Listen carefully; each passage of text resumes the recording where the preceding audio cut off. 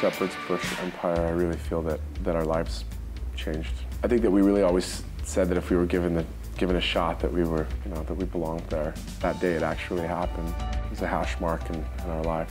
We never thought that we would get to that level, to be completely honest. We always wanted to be at that level, but we never thought we would actually get there. I remember we were standing in the aisle just before we had to come up, and I don't think any of us had ever heard a roar quite like it. Half an hour before we went on stage, 45 minutes or so, the note started coming through the chain that it had sold out. And it was so gratifying to know that all that hard work that had been put in before, it made it all worthwhile, right then. It still obviously moves us because we were done with music. Music was done with us. It was mutual. I think it was pretty safe to say that our efforts towards making this how we paid our rent in life, our dream kind of got tangled up. I think that's what's really unique about this relationship that we have right now with people who are supporting what we're doing. It seems like we've been giving so much for so much of our life that it finally became, they were there. I remember ending that show, I just stopped singing because the crowd was singing everything back to us. That roar, seeing everyone standing up as we walked on, being able to play, what, an hour and a half, 2 hours, kind of a sold-out show in London, felt pretty good. It completely paved the way for the new record. Yeah. It was, once we had gone through that experience, we could never go back, now that we knew that that was possible. When we made the first record, we had a small group of supporters. If it wasn't for them, we wouldn't have been able to finish the record and get it out. But when the floodgates opened, we were coming to the UK and touring around Europe, we realized that we actually have an audience now. We started our band Augustines in 2009, and we upset some people and very quickly had to add something. We begged just to be able to use the word Augustines. So we agreed that if we put something before it, that we could use it because it meant so very much to us. It got to the point where the band literally couldn't justify using that name because it was ours, because of people supporting us, and we want our name back. Rise, You Second Ships was made entirely for us, because that's all there was. And once we saw at Shepherd's Bush, in Berlin, and in Amsterdam, once we saw these audiences reacting the way that they were reacting, we knew that when we made this new record, that people were going to be there to listen to it. A lot of this journey has really been about evolution. There was this new chapter. We took the experiences that we had at those venues and preciously held on to it.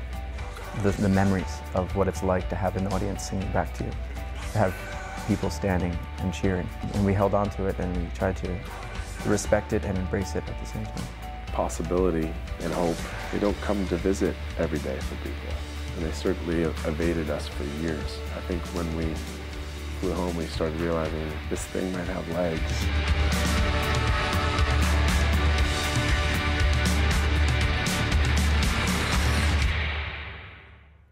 Lost my guitar!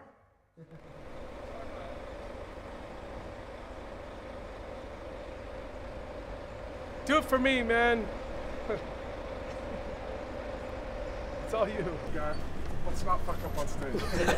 When we made Rise, You Second Ships, we all had day jobs. And we would rehearse as often as possible. We would work all day long and then go into rehearsal. And throughout the whole process, we always would say to ourselves, we just want a fair shot to work. And I think when we came home on that plane, we realized that for the first time, we had the opportunity.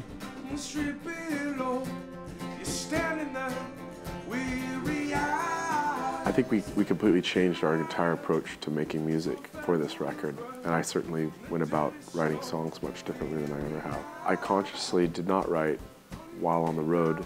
I saved the lyrics for another period of time. And that's when I began traveling to add lyrics to the compositions. I decided to apply all the money that I would have spent in rent in New York City for 2 years on seeing the world. And I bought myself a motorcycle and I just headed south. I accumulated a lot of demos with the band that we'd put together and a lot of songs that I had brought in. I used that time to reflect and to write, and I started writing north. We all started working on songs in our homes immediately because we wanted to preserve the feeling of the show. It's a funny thing with freedom, that if you seek it for a long enough period of time, a bit of your identity becomes engulfed in struggle. Struggle becomes a part of you, and you relate to it, you understand it. And then when you're all of a sudden given freedom from that struggle, it's both beautiful and also incredibly terrifying. I think it was through the process of working on the record that we learned who these new versions of ourselves were. And turns out we're the kind of people who wake up at 6 in the morning, 7 in the morning, and we get to work at 9 and we work till 10 o'clock at night. And we do that not because we're workaholics, we do that because we love it.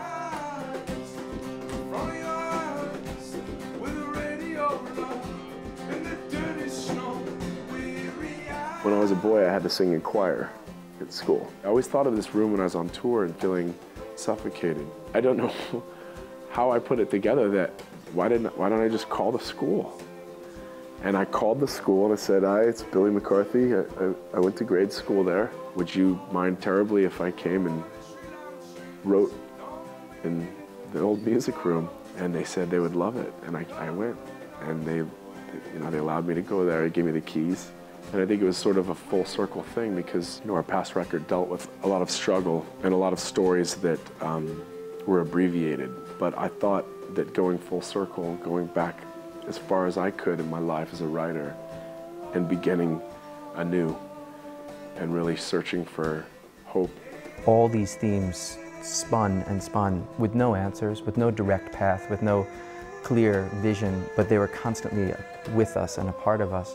So in many ways, this walkabout, this soul-searching journey of where is my humility, where is my foundation, what do I want to do with this, and why am I doing this? More important than anything, we realize that it's not something that you ever answer. It's something that you are constantly working towards.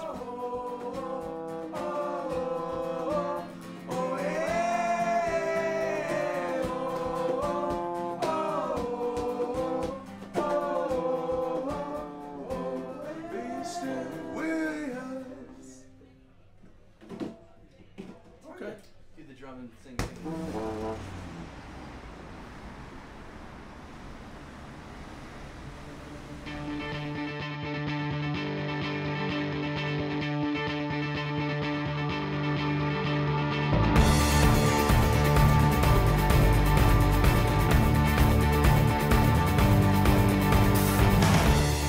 People that loved us were fortunately very accepting of the fact that we turned into, like studio gremlins. I think the first run we did was 5 weeks with 1 day off.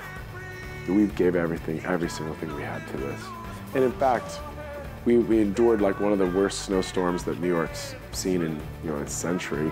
We were snowed in a 19th century church. We had nothing to do literally but make this record.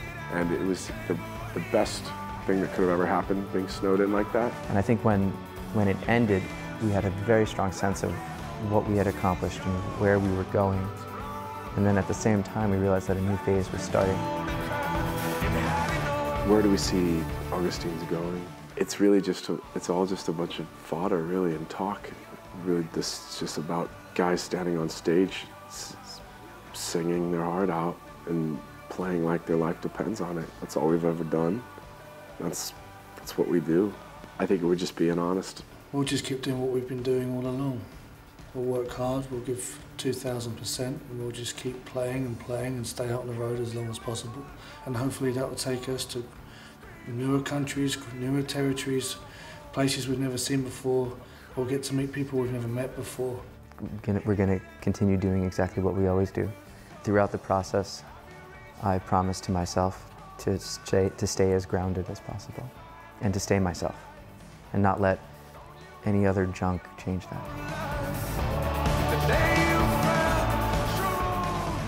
We wouldn't be in this position if it wasn't for people caring about what we do. And as long as they continue to do that, that will fuel us to keep doing what we want to do. Like we always say at the end of shows, if you don't quit, we won't quit. Yeah.